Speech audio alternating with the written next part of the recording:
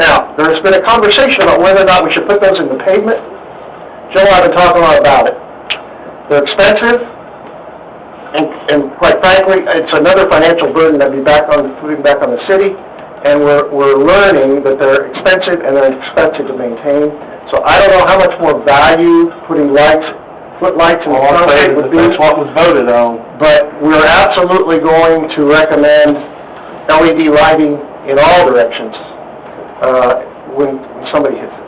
And that's really important, because what did I start out with? I mean, we're talking about a bicycle pedestrian corridor. That's what I'm saying. Which we really want it to be safe. And those crosswalks are all going to be set way back from the intersection, from the roundabout, so there's plenty of room. And remember, we're talking about traffic going 5 miles an hour, way slower than in your school zones. That's the thing about roundabouts.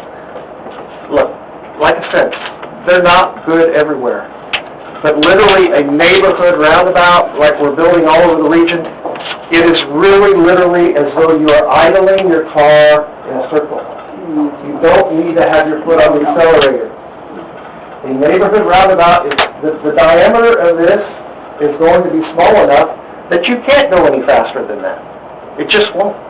You are going to be idling around the circle. Okay, what else? I just want what we voted. I mean, I don't like what's happening. Which is lights. Which was lights. You guys I lights. think there was a picture and description. I promise you lights. As I stand here today, and Jill does, this is an example of a roundabout. I believe this is in Colleyville. There are lights. I don't know how well you can see them, but there are lights on all of those green and yellow signs. There's lights there. A flashing LED. Flashing LED light. And then the push button, and this example is on the baluster right behind the pedestrian sign. It just got around that was taken out. No, absolutely not. I'm done. Councilman Hall? First of all, I want to thank you guys for coming to our fair city. Well, Councilman, thank me when the road is finished. Okay, don't do that. But I thank you for the time you spent here so far, bearing with us as you've received input and handled this. This is those of you who know me know that I've been on the council for a while, and meandering has been a problem pretty much ever since I've been on the council. And it's a problem the city can't afford to fix. I mean, we've got a huge concrete road out there that's all broken up, and we, as you've heard from people before, we have enough trouble with our regular roads, even though I'll point out that I think Roberts Cutoff has a lot of new pavement, and Ohio Garden, and anyway, so we do have new pavement on the ground with more coming. But anyway, but I do think y'all, as you may or may not know, when I was in public accounting, the COG was one of my audit clients. Yes. And Mike Morrison was, I think, the director of planning. Bill Pitstick was the executive director back in those days, and we had a wonderful working relationship. So I knew all along what the COG could do. We just weren't, at the time, really big enough to warrant a lot of attention. I mean, you had other things and traffic issues and all that to deal with. So I'm glad that you now have focused on this regional, issue that we have here, and I appreciate all the time that's gone into it. As you mentioned earlier, initially there was the talk of 3 roundabouts, right? Now we're down to 2 in Lloyd, and while I definitely do not fall in the negative roundabout camp, I was quite concerned about a roundabout that was cut off because of the traffic volume and whatnot. Well founded. And I've been in Europe where you see lots of them everywhere.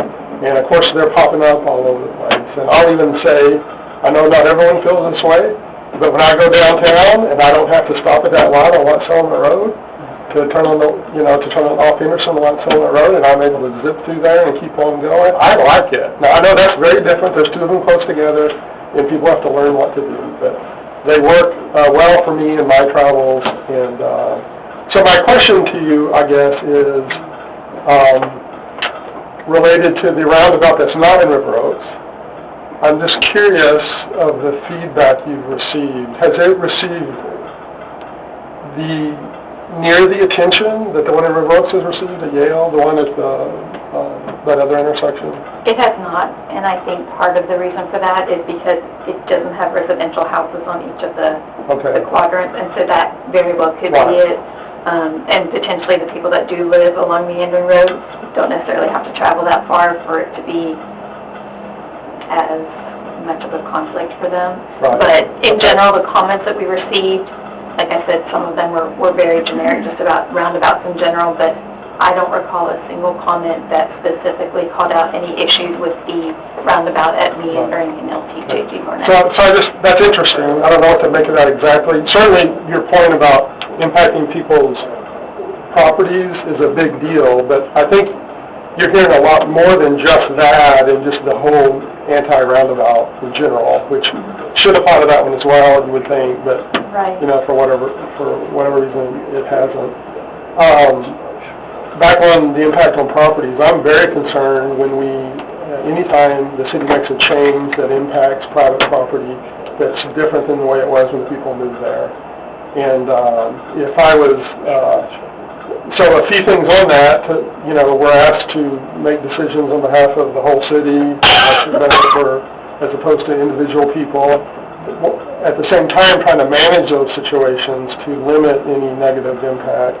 I understand that a lot of time and effort's been put into that, and I think, from what I understand, that's been accomplished, at least in a lot of cases. I don't know about all the cases. I think, you know, when we had the vote, I was one of the votes for it. The way I look at it, I mean, you guys are educated, you're trained, you're experienced in doing this kind of thing.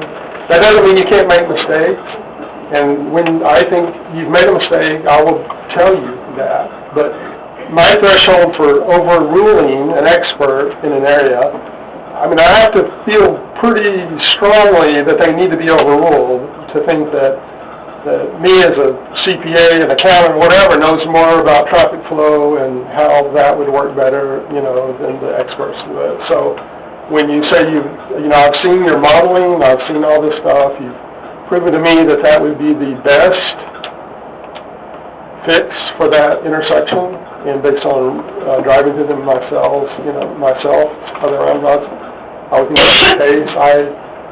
You know, adding a light, I'm concerned that a lot of people are going to be stuck at a light burning gas that we shouldn't be burning and stopping the flow of traffic. So that's really my issue with that. I think it will be attractive. I think it will be an improvement to our city to have that. You know, again, having been on the council for a while, we hear a lot about people that won't change, and, you know, River Oaks has been slow to change compared to some of the areas around us, and there's good reasons for that in general. But then when we come up with a change, then we hear, oh no, don't change. And certainly we don't want to change for change's sake, but when there can be an improvement, and especially when you add in the rest of the connecting to the boulevard and Roberts Cutoff and improving that corner and giving us some more economic scale there, I think that makes a lot of sense. So what I would urge people to do is to have an open mind about this. You know, it was talked about us paying the bill, and I guess in a way we're paying the bill, but we're really not. As citizens of River Oaks, we're not paying the bill. It's part of our responsibility to deal with it, but the money's coming from the federal government, which we all pay taxes to. I know, we all do it. They might as well be spent here as everywhere else that they're going to be spent. It definitely will improve our city to have a nice road there, the road that you've seen, that I've seen described and written out up there. So I would just urge everyone to not look at this as a battle of wills and who's going to win, but really what is the best for our city. Councilman, I do want to stress this. This is not a battle of wills for us. We're going to be your partner. We're going to support the city on 183 and meandering and all the other crazy ideas I've got in my head to make this a better place, irregardless of what you decide. Okay. Thank you. Can I wait to comment? Let's wait until, I'll try to get through the council comments first. And I have a sixth sense that tells me the Mayor Pro Tem has some comments, so. I'll save it for last. I want to be not too lengthy, and I want to be professional. I think Dan, I appreciate all you've done for this project. Jill, you as well. And I want to say a few things.